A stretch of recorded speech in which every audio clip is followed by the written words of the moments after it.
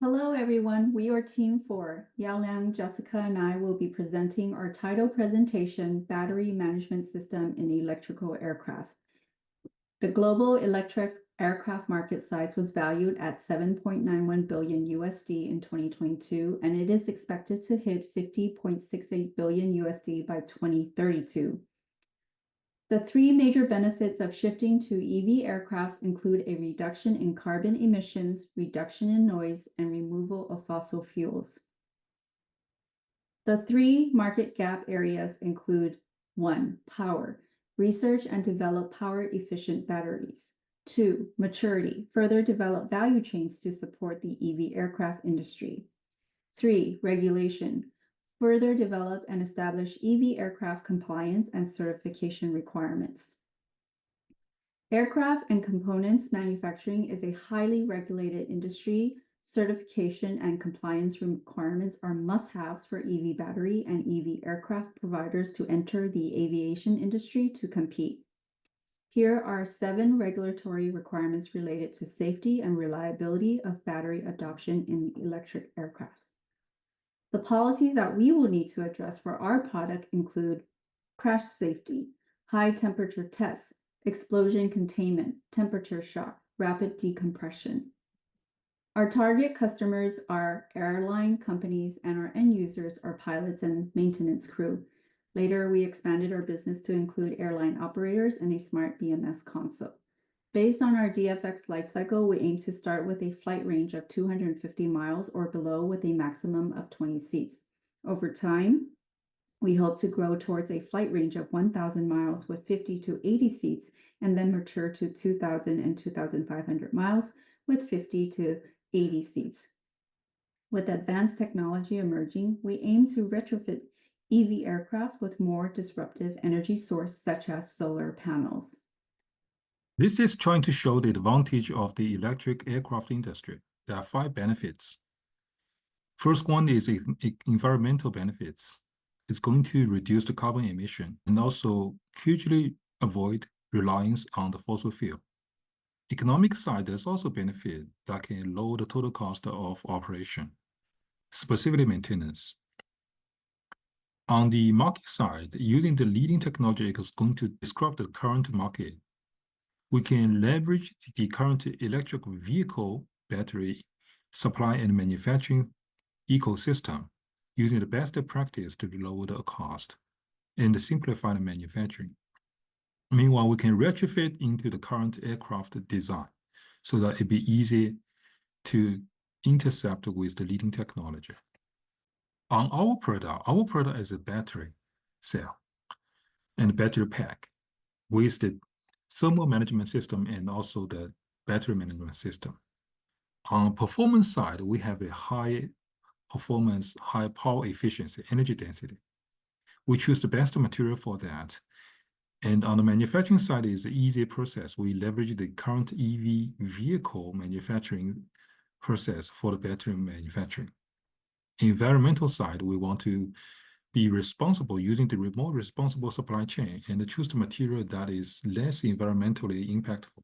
On market side, we're always looking for possibility to get to economy of scale to lower the unit cost, as well as exploring new promising materials in that regard. This is a view of a battery cell placement. This is centrally positioned in the aircraft. It's 8 different modules into one pack.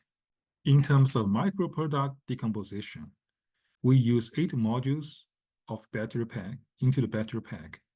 Each module, we have 196 battery cells. These battery cells have like a 3.6 volt per cell, and total combined energy density is 500 kWh.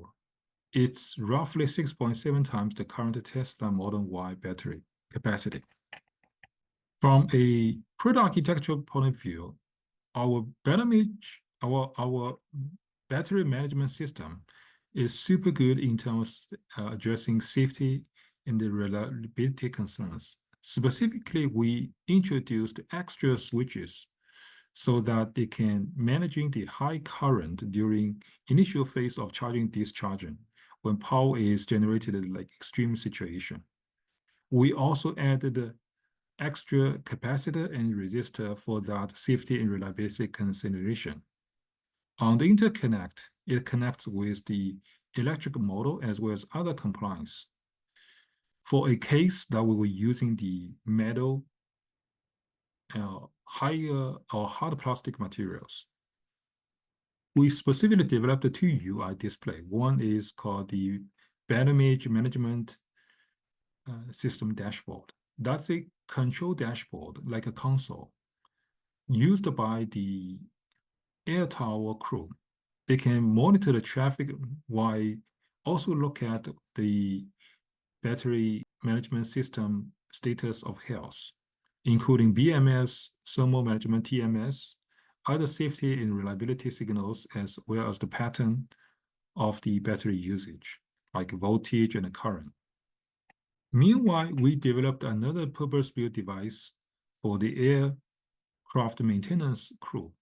They can easily maintain through this display device to understand the current status of health of battery, charging, discharging, and voltage, current, and power consumption patterns, as well as generate alert to schedule maintenance appointments. This is Jessica will be presenting on the material selection and the cost analysis part. Our expectation of the electrical aircraft battery source is to have higher energy density, lightweight, faster charging capability, higher durability. By comparing through 5 types of battery in pool matrix chart, we have selected the lithium-ion battery as our major energy source. By comparing 6 types of lithium-ion battery in the left diamond chart, we can identify that NMC battery is a primary source of the energy storage with higher energy density, better discharge capacity, and maintain better cycle life and thermal safety comparing to other types of lithium-ion batteries. And NMC 811 offers one of the maximum power densities and considered the most cost-effective due to its lower percentage of cobalt. Design for manufacturing is to optimize the manufacturing process and to provide high-quality products with lower cost.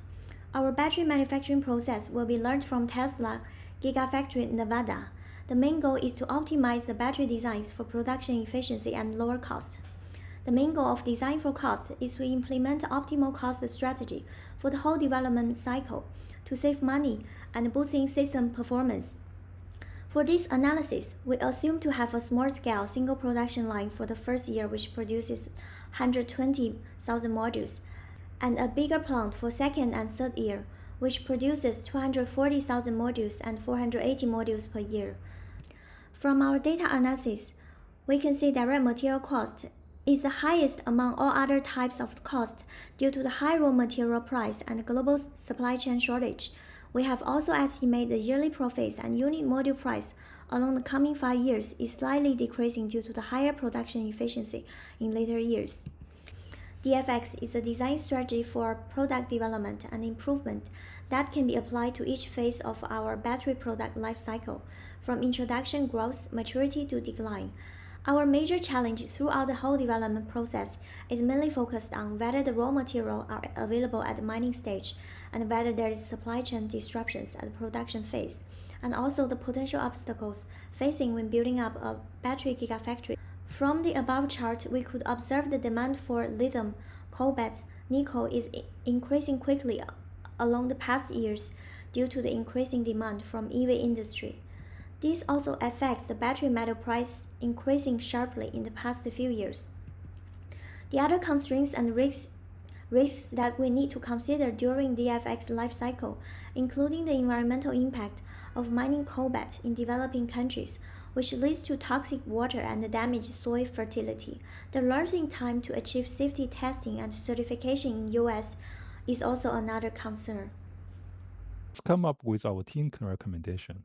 In front of us is a market with high potential.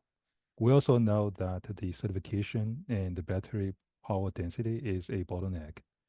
We come up with our product that is the easy to manufacture and leveraging the current EV battery industry. We selected a material that can scale and also have an economy of scale. Our product will be able to fit this market, but we also resume the kind of like opportunity to explore new like promising materials in the market, especially like a solid state and also the IMs, that one day we can retrofit into our product design for higher growth. Our team is composed of a technical program manager, a senior UX researcher and designer, and a UX researcher. Thank you for attending our presentation.